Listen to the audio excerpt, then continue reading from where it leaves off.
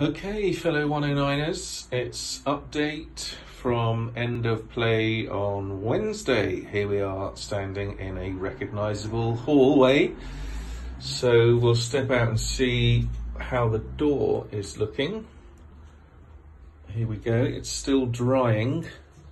It's had 2 coats and needs a 3rd, but can you recognise that as our door? Yep, that's the badger. Still got to put the furniture in, the fixtures. Just close it and step back a little bit.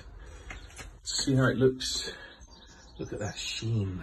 You can't associate it with the one we had before, but it is the same door. And then stepping back, you get a sense of how it is all coming together, which I hope you agree is pretty stunning. Look at that. Wow, the 109 Palace.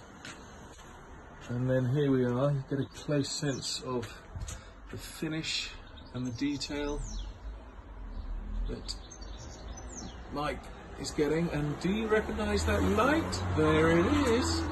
I ask you because next door, bingo!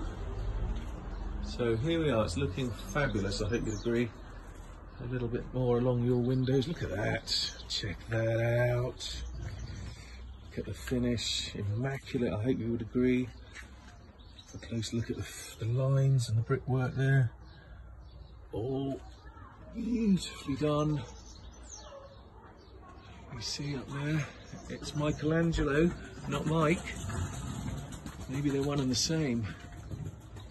But as you can see, he's done one heck of a job. Also, the wall there has been tarted up. And let's just... Oh, hang on a minute. He's painted the gate as well. Lovely. Wow, look at this shiny finish on that. Then, as you can see, check out the wall. Pretty cool. Although I do need to trim my bush. Your bush, our bush. There it is, looking pretty good up there too.